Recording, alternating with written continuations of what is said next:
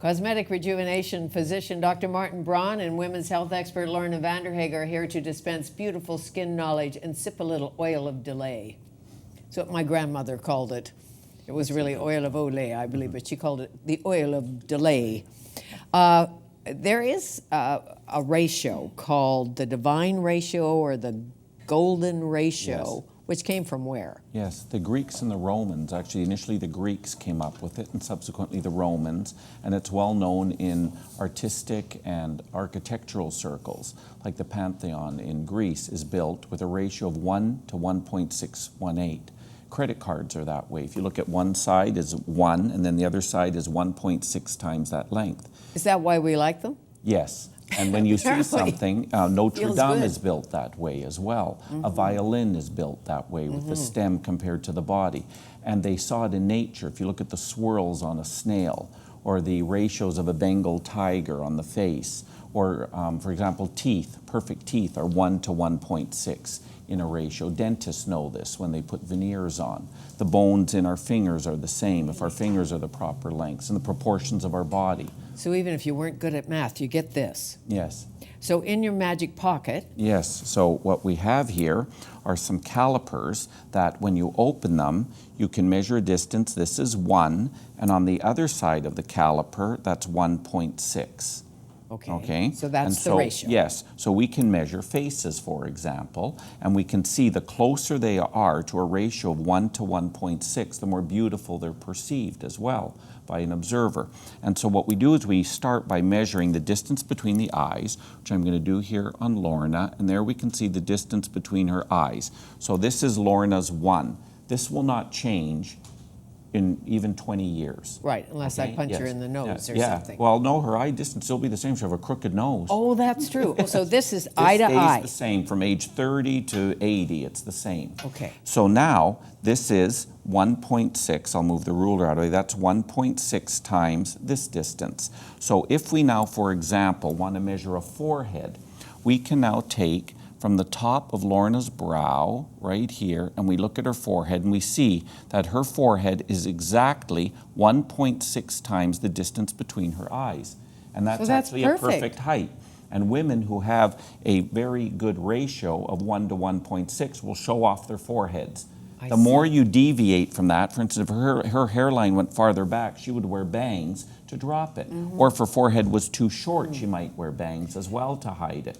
Women intuitively know this. So an incredibly beautiful woman. Yes, would be a ratio of 1 to 1.6 in several areas of her face. For example, also if we look at the distance here between the medial part of her eye and out to here, this point right here would be the apex of her cheek.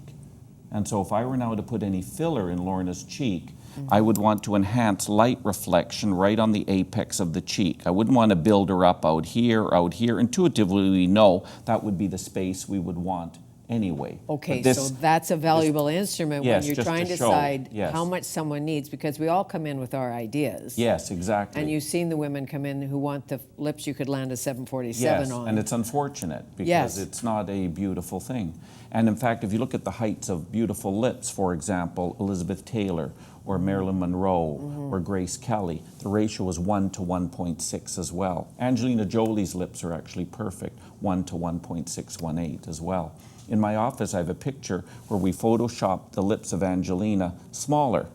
And, yes, to take away that ratio, and she doesn't look like the same person. And she's not as attractive. Exactly. And you say in the book that you have 7 seconds to make a first impression. You don't have very long. So you've got, this is the reason why we all want to look so healthy and have glowing skin, and why we don't want to have that sagging skin, and we don't want to see our neck start to fail on us. Well, Nora Ephron wrote the great book. I'm embarrassed about my neck or something like that. It is something that elasticity, is that what it is? I don't know. Right. When the neck, I wear the turtleneck so you can't see the neck. It's a collagen decline, it's elasticity, and there's a couple of ways we can deal with that. We can rebuild collagen, and when you go into the health food store to buy collagen products, look for the ones with the clinical research, because a lot of the collagen products are slaughterhouse waste, unfortunately. Okay. Cow parts and pig parts. You want the really good quality ones that have clinical research, and the French French have done some amazing research where they have actually shown that they can rebuild collagen in 28 days using a fish collagen. Yeah, pretty Not like a exciting. baby, but a little more than you had. Well, to the point where Health Canada actually, with the natural health product license, have allowed the designation of to reduce the depth of deep wrinkles. And then, of course, you can go see Dr. Braun, who has these lasers and other treatments. And, you know, so many women are worried about their neck and their sagging skin, and we don't have to live with that. We can Well, have it as you repaired. know, if you look at the neck and the hands, you can almost guess the age. Because those are areas that are often ignored as women age. You know, they never took care of them. And there's many things they can do. And the front. Yeah, the décolleté as well. Décolleté, that too, and so many of us sunbathed. Oh, especially our generation. I mean, that was the baby oil and, you know, lying in the and sun. the reflectors. Tinfoil. Right. With yeah. tinfoil on the ski So hill. bad. And how So about bad. putting a little iodine in the baby oil so that Yes. we really get a blast? Yes. Yeah. But some of that is reversible, you say. Yes, and it's combination therapy. We really only do 4 things in the clinic, and that is the neuromodulators, things like Botox, the fillers, the laser treatment, and good skincare.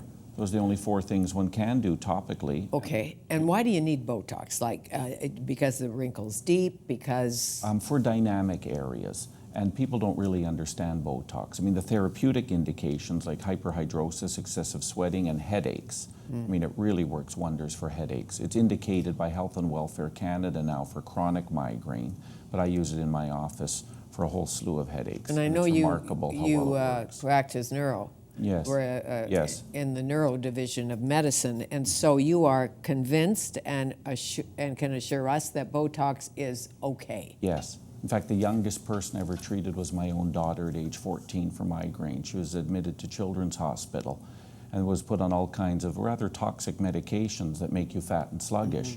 And so I intervened. This was over, 15 years ago, and used Botox. And But basically, most of us want our faces to move, so we're Yes. expressive and all of that. Yes. So over Botox is a yes. And I find dreadful I have I a lot of think. Botox on board now, but I can move, I can lift, I can laugh and smile, and so. But I've softened all the lines on my face by judicious use of it, and so it. okay. And how long does it last? Botox. It depends on the person. However, I tell someone who's just beginning, try it 3 times a year for 3 years. After that, I call you a regular, and generally between month 5 and 6 is sufficient. The average Vancouverite will do it twice a year that comes to see me. Okay, well, I have a friend who's from Montreal, and she doesn't get off the plane without calling me. She goes, Fanny, you have to get me appointment. I go, for what? She goes, I need a shot. Yes. Yeah. And so it's very nice. And then the fillers are for the volume loss. Right. That because we're caving in and we need volume. The Botox doesn't give you projection. What do you mean volume where? Like, In the cheek, for example, the nasolabial folds, the marionette lines, the temples. I'm filled right out to my ears, actually, to restore the more upside-down egg because I was becoming a blockhead with the aging process. really? Well, I had the brain aneurysm, as both of you Yes. know, and so what happens when you have an aneurysm, anyway, it happened to me, you get a big cave in the side of your head, Yes. which I cover with my hair. Yes. And for men, unless we have long hair, we can't even cover it. So the fillers are very nice. One can fill any of those defects. What if you have too much hair? You're just hairy. Oh, yes. Well, Now Dr. that's laser Braun, hair removal. Yeah, and so the laser hair removal, I have the distinction, I suppose you want to call it, being the first doctor in Canada offering laser hair removal back in 1996. So that's been around over 18 years now. And now you can find it on every corner in the Western Hemisphere. It's become a very popular procedure. Really? Yeah, and another thing you want to use is estriol, because we talk about estriol in the book, which is a bioidentical natural estrogen. To me, it's really the safest estrogen we should ever use. They've done a lot of research for wrinkles, but one of the things they found in the wrinkle studies was that when women applied the estriol to their face, the male facial hair growth, the whiskers they got on their chin, reversed back to the nice little downy white ones. So this is a prescription drug that we talk about in the book that is a bioidentical natural estrogen. Oh, really? Because that no works with female that. wants a hairy upper lip. Exactly. No. you know what I mean. And some people don't want to do lasers. They may not even have access to a really good clinic outside of the metro areas, and so something like estriol would be a great option. Plus, you get your wrinkles dealt Sure. with. Now, what about color of the skin, the ethnicity? So some skins are oilier, some are drier. How do you figure that out Well, the as to one what thing to is- take and what to do? Well, the color, the more melanin you have in your skin, the darker the color, the more sun protection you had right from birth. So for example, someone who's fair with blue eyes didn't have much melanin to protect them and will have more sun damage, let's say, than an Asian person, or for example, African American. They would be the most protected. Yes, and I've Yes. always claimed, now that we have a little better time Yes. being a black person, that I'm coming back Yes, yeah. as a black Person. woman. No, they and Black don't crack, yes, as my friend exactly. said to me. She's Yeah. a famous singer. Yeah. Yes. But You know? it's 20 years basically that a black woman has more collagen and elastin than a white woman. Really? Yes. Because as you know, we Irish. And you're very fair with a Celtic background. And you can see right through our skin. So what about that? Little vessels? Well, Is there a way to... You know, the thinning of the Eliminate. skin is all about rebuilding that collagen and giving you that nice base layer, and that's where I think nutrients are really important. So we really should be taking a multivitamin with minerals every day. Okay. We want those fatty acids to give the skin its integrity, because when you start to lose moisture and you lose collagen, then the skin starts to thin. So if we can rebuild it using nutrients and food, and of course a great diet is also going to go a long way. And then the next step, and maybe the next book, is what's in a cosmetic, and when you apply something topically to your skin, obviously you absorb it. How many layers do we have? Well, no, that's a very good point, how the many women have no clue what they're putting on their face. Absolutely no clue. I ask them, do you know what's in that cream or that lotion that you're putting on? And their eyes just glaze over. And I go, but you spent all this money on it, and you have no idea what's in it or what it does. It's sort of sad. And you look at most bathrooms of women, it's completely full of creams, hundreds and hundreds of dollars worth of stuff. Like Charles Revlon said back in 1932, I think it was, he sells hope in a jar. Yes, And- and the gold lid Yes. sells jars, Yes. as you know. And Yes. sometimes we think the more expensive it is, the Yes. better it is. Not necessarily so. No, especially with collagen, because collagen applied topically doesn't work at all. In the book, we talk about skin needling, where you can buy these little rollers that have these very fine needles. Right. You put your Retin-A and your your products on your skin, and then you roller it so that you Sure. actually get it into the skin base layers.